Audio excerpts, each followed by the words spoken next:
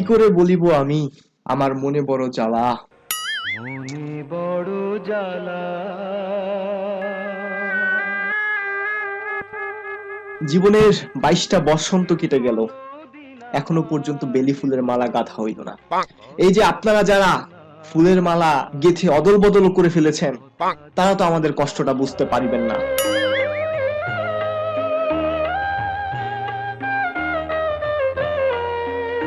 আমরা যে শুধুমাত্র বিরহের জ্বালা যন্ত্রণাই বুকে কষ্ট নিয়ে মুখে হাসি নিয়ে বেঁচে আছি এমন কিন্তু নয়।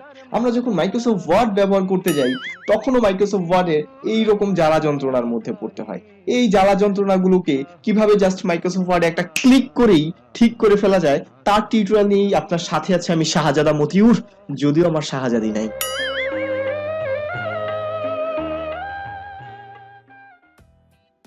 শাহজাদি না থাকলে কি বা হবে, কিন্তু মাইক্রোসফট ওয়ার্ড যারা ব্যবহার করি তারা যদি এই ছোট্ট টুলটার ব্যবহার না জানি তাহলে তার চাইতে অনেক বেশি ঝামেলা পোহাতে হবে। কি সুন্দর একটা ফকফকা ডকুমেন্ট, জাস্ট এখানে ক্লিক করার পর কি বেহাল অবস্থা হয়ে গেছে। সো আজকের এই টিউটোরিয়ালে আমরা কথা বলছি মাইক্রোসফট ওয়ার্ডের এই ছোট্ট টুলটা যেটার নাম হচ্ছে শো এন্ড হাইড অথবা ফরম্যাট মার্ক। আমরা এই ডকুমেন্টটা দেখতে পাচ্ছি। সো আমরা যখন এখানে ক্লিক করলাম, ক্লিক করার পর একটু খেয়াল করবেন যে এখানে একটা স্পেস, সো স্পেসটা কি হয়ে গেল, ডট ডট চিহ্নের মতো হয়ে গেল এবং এখানে একটা মার্কের মতো চিহ্ন দেখা যাচ্ছে। আমি যদি এখন ইন্টার বাটন প্রেস করি, এটা চালু করা অবস্থায় ইন্টার ইন্টার ইন্টার, সো তাহলে আমাদের এটা দুইটা লাইনের মতো একটা চিহ্ন দেখা যাচ্ছে। কিবোর্ড থেকে যদি আমি স্পেস বাটন প্রেস করি, আমি স্পেস বাটন প্রেস করছি কিবোর্ড থেকে, তাহলে ডট ডট সাইন চলে আসছে। আবার যদি ইন্টার দিই তাহলে এই দুইটা লাইন আসছে, আর ট্যাব বাটন প্রেস করলে এরকম অ্যারো চিহ্নের মতো আসছে।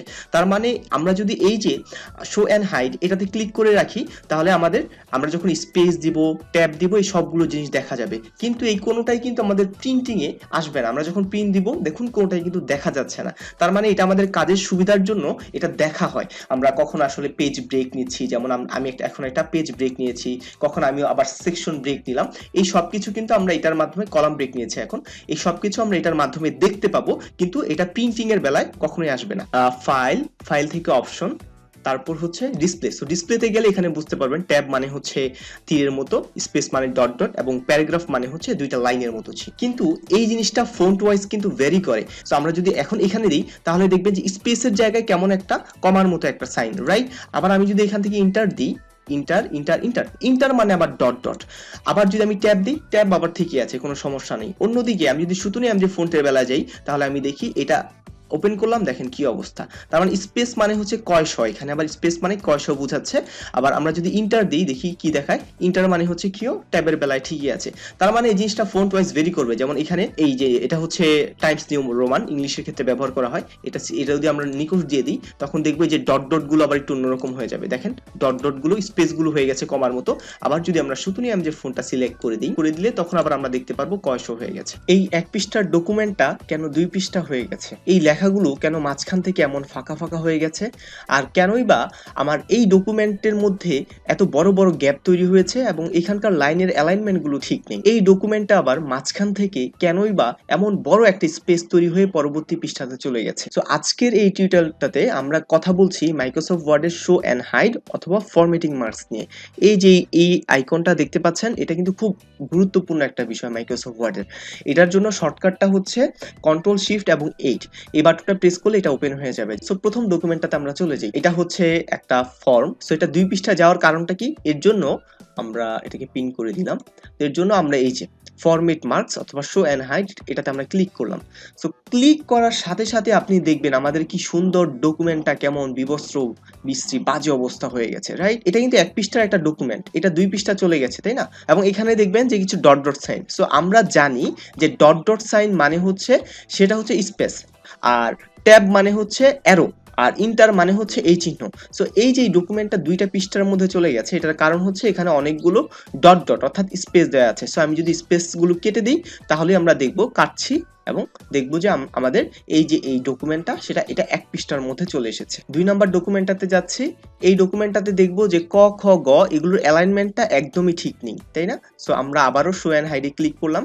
ক্লিক করার পর আমরা একটু ভালোভাবে যদি খেয়াল করি দেখবো যে এই যে এইটা অর্থাৎ গ, এখানে আগে একটা ডট দেয়া, তাই না? এই ডট মানে হচ্ছে এখানে একটা স্পেস দেয়া, স্পেসটা কেটে দিলাম। এখন দেখেন ক সবগুলো ঠিক আছে, এইটাতে দেয়া নেই, এইটাতে আবার 2টা দেয়া। সো অ্যালাইনমেন্ট ঠিক করার জন্য 1 2, এখন সবগুলো ঠিক হয়ে গেছে। এভাবে বাকিগুলো আমি ঠিক করি, এগুলোতে কোনো স্পেস দেয়া নেই।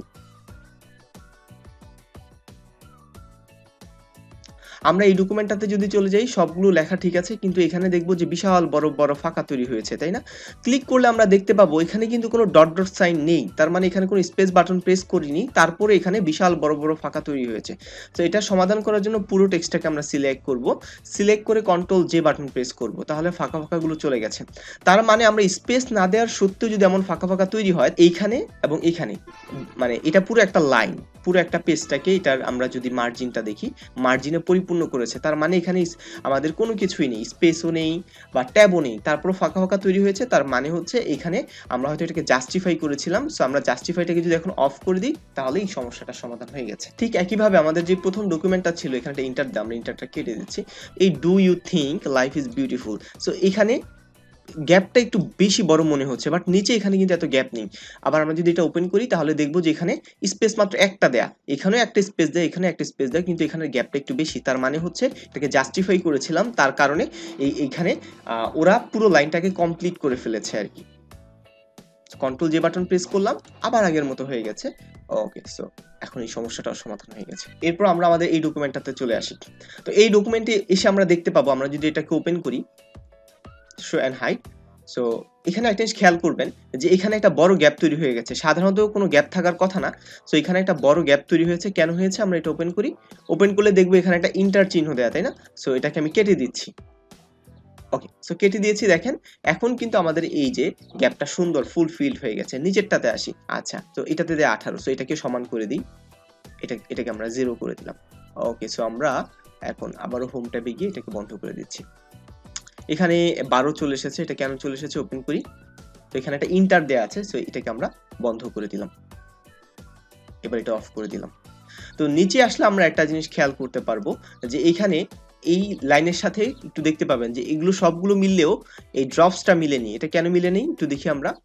এটার আগে দেখেন এটা ডট চিহ্ন দেয়া, কিন্তু এগুলোর আগে কিন্তু একটা তো ডট চিহ্ন দেয়া নেই, তাহলে এই ডটটা আমরা কেটে দিলাম, তাহলে এবার কিন্তু অ্যালাইনমেন্টটা ঠিক আছে। সো এখানে অনেকগুলো ডট দেয়া, ডটটা কেটে দিচ্ছি, এখন অ্যালাইনমেন্টটা ঠিক আছে। আবার একদম নিচে আসলে মাল্টিপল টেবিল, এখানে আমরা যদি খেয়াল করি এখানে আমাদের কোনো স্পেস দেওয়া আছে কিনা, দেখেন এখানে কোনো স্পেস দেওয়া নেই, তারপরও এখানে একটা বাড়তি স্পেস নিয়ে ফেলেছে, একটা গ্যাপ তৈরি হয়েছে। এটার কারণটা কি?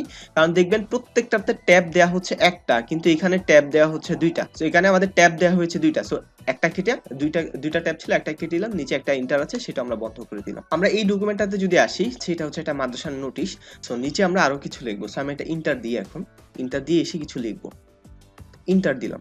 সো ইন্টার দিতে না দিতেই আমাদের অপর পৃষ্ঠায় চলে গেল, যদিও এই নিচের পুরো অংশটা দেখবো যে পুরো ফাঁকা আছে, ফাঁকা থাকার সত্ত্বেও অপর একটা পৃষ্ঠায় চলে গেছে। এটা কারণটা কি আমরা একটু খেয়াল করি। সো আমরা এই যে এই চিহ্নটাতে ক্লিক করলাম, শো এন্ড হাইড, হাইডে ক্লিক করার পর দেখলাম এখানে কিছু অপ্রয়োজনীয় আমাদের ইন্টার দেয়া আছে, তাই না? অপ্রয়োজনীয়, এখানে যখন বাড়তি আরো একটা ইন্টার আমরা নিয়েছি তখন অপর পৃষ্ঠায় চলে গেছে, যেহেতু এখানে বাড়তি কিছু ইন্টার নেওয়া ছিল অলরেডি। সো সবগুলো আমরা কেটে দিই, সবগুলো সিলেক্ট করে আমরা কাটতে পারি, কেটে দিলাম। তো এখন আমরা এখানে চাইলে আমরা যে কোনো কিছু লিখতে পারবো, তো লিখতে পারছি। তো এখানে আমরা একটা লাইন লিখেছি, তাই না? আমি চাইলে কিন্তু এখানে আরো লাইন লিখতে পারি, এখানেও আমি আরো কিছু লেখার চেষ্টা করি। একটা জিনিস খেয়াল করে দেখবেন, এখানে যখন আমি লিখতে যাচ্ছি এখানে কিন্তু আমাদের পুরোটা একটা লাইন হয়েছে, কিন্তু এখানে এর বাইরে লিখতে পারছি না। কেন লিখতে পারছি না?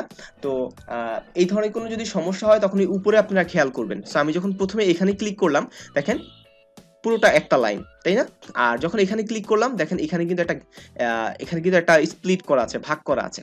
সো আমি এই যে এখানে ক্লিক করি, ক্লিক করলে দেখতে পাবো যে এখানে একটা সেকশন ব্রেক নেয়া, যেহেতু এখানে একটা সেকশন ব্রেক নেয়া, এখানে একটা কলাম ছিল, এখানে সেকশন ব্রেক নিয়ে দুইটা কলাম করা হয়েছে। ডাবল ক্লিক করি, এই যে দুইটা কলাম এখানে লেখা আছে, সো দুইটা কলাম। তো এই কারণে এইটা এরকম হয়েছে। সো এখন যদি আমি এখানে ইন্টার দিই, আমি এখানে যাই লিখি না কেন, আমি যদি ইন্টার দিই তাহলে দেখেন এখানে চলে যাচ্ছে। সো আমি যাই লিখবো এই দুইটা গ্যাপে চলে গেছে। এই সমস্যাটা আমরা কিভাবে বুঝতে পারলাম? এখানে সেকশন ব্রেক দেওয়া ছিল, এটা ওপেন করার মাধ্যমে। আমরা যদি এই ডকুমেন্টটাতে আসি, দেখেন এই ডকুমেন্টটা সবকিছু ঠিক আছে, খেয়াল করে দেখবো এখানে কোনো ইন্টারও দেয়া নেই। ইন্টার দেয়া থাকলে সাধারণত আমরা সিলেক্ট করতে পারতাম, কিন্তু এখানে কিছু সিলেক্টও করতে পারছি না, এখানে ইন্টারও দেয়া নেই।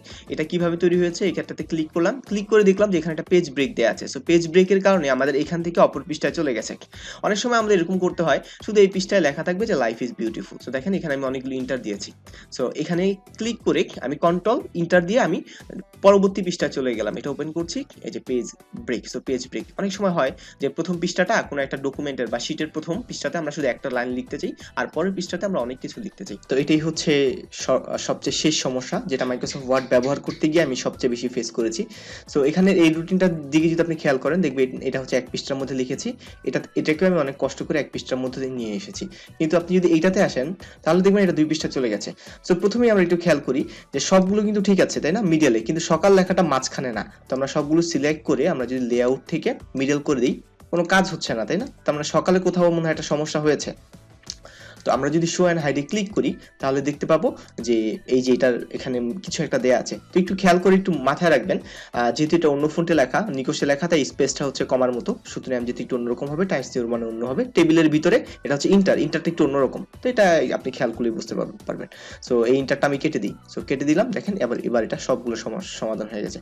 সো এবার আর কোনটা আছে, এবার এই যে ইংলিশ, হ্যাঁ ইংলিশও বোঝা যাচ্ছে যে এখানে একটা স্পেস দেওয়া আছে, লাইনটা নিচে চলে এসেছে। সো ইংলিশেরটা আমরা কেটে দিলাম। তো ওকে, ঠিক আছে। সো এবার দেখি তো আমাদের 1 পৃষ্ঠা এসেছে কিনা। না, এখনো আসেনি। তো আরো কিছু সমস্যা হয়তো আছে, যেমন ইংলিশটা দেখি আমরা মিডলে করে দিই। এটা মিডলে আছে অলরেডি, তো করার কিছু নেই। তো দেখি তো এটার মধ্যে আমরা কোনো ইন্টার আছে কিনা।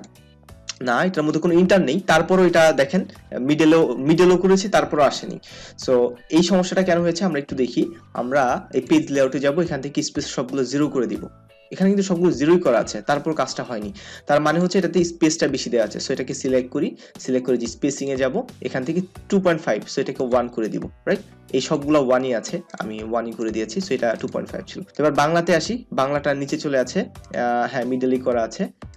তো বাংলাটা আবার কি হলো, তো আমরা স্পেসটাকে 1 করে দিই। 1 অলরেডি করাই আছে, করার কিছু নেই। তো এবার আমরা আবার পেজ লেআউটে যাই। সো পেজ লেআউটে গিয়ে দেখবো এটাতে আবার বিফোর মানে সামনে হচ্ছে আবার 24 করা। সো এটাকে আমরা কমিয়ে 0 করে দিলাম। তো আজকের মতো এই পর্যন্তই, দেখা হবে অন্য কোনো দিন। সে পর্যন্ত ভালো থাকবেন। আসসালামু আলাইকুম।